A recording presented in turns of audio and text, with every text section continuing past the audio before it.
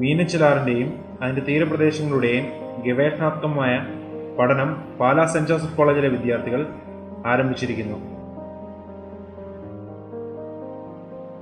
500-ലധികം engineering വിദ്യാർത്ഥികൾ 50 സംഘങ്ങളായി അണിചേർന്ന് 10 ദിവസമെടുത്ത് മീനച്ചിലാറിൻ്റെ ഇരുകരകളിലുമായി നടത്തുന്ന ഗവേഷണ പഠനങ്ങൾക്ക് അധ്യാപകർ നേതൃത്വം നൽകുന്നു.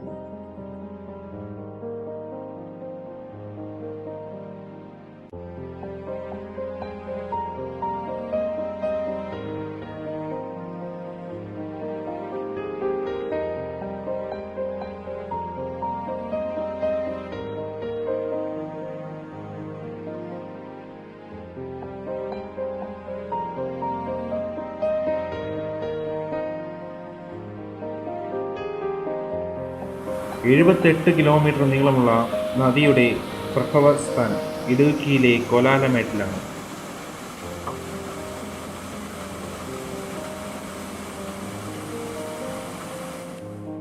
തീക്കോയി, പൂഞ്ഞാർ, ഈരാറ്റുപേട്ട, പാലാ, കിടങ്ങൂർ, ഏറ്റുമാനൂർ, കോട്ടയം, കുമരകം ഈ സ്ഥലങ്ങളിലൂടെ ഒഴുകി വേമ്പനാട്ട് കായലിൽ ചേരുന്നു.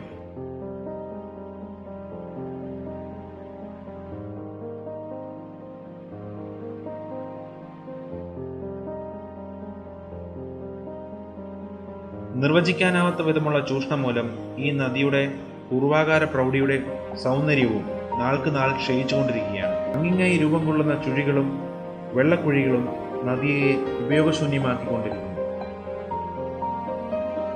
ഉപയോഗശൂന്യമായ വസ്തുക്കളും മറ്റു മാലിന്യങ്ങളും നിക്ഷേപിക്കുന്ന വഴി ആരോഗ്യ പ്രശ്നങ്ങളുണ്ടാകുന്നു.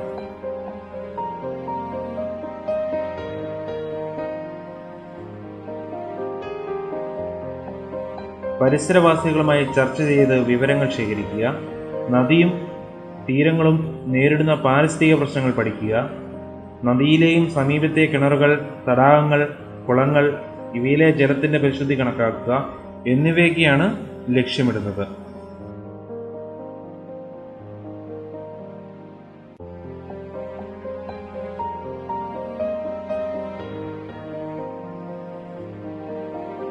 വിവിധ ജലസ്രോതസ്സുകളിൽ നിന്നും കുടിവെള്ള സാമ്പിളുകൾ ശേഖരിക്കുകയും അത് കോളേജിലെ സുസജ്ജമായ ലാബിൽ പരിശോധന വിധേയമാക്കി റിപ്പോർട്ട് പ്രദേശവാസികൾക്ക് നൽകുവാനും ഉദ്ദേശിക്കുന്നുണ്ട്. ലഭ്യമാകുന്ന വിവരങ്ങൾ ക്രോഡീകരിച്ച് പരിസ്ഥിതി സംബന്ധമായ പ്രബന്ധമുണ്ടാക്കുന്നതിനും മീനച്ചിലാറിൻ്റെ സംരക്ഷണത്തിനും നദിയെ കൂടുതൽ ഉപയോഗപ്രദമാക്കുന്നതിനും ജൈവസമ്പത്തുകൾ നശിക്കാതെ കാത്തുസൂക്ഷിക്കാനുള്ള മാർഗനിർദ്ദേശങ്ങൾ നൽകുന്നതിനും കൂട്ടായ പ്രയത്നത്തിലൂടെ സാധ്യമാകാനുള്ള ശ്രമമാണ് ഈ യജ്ഞം.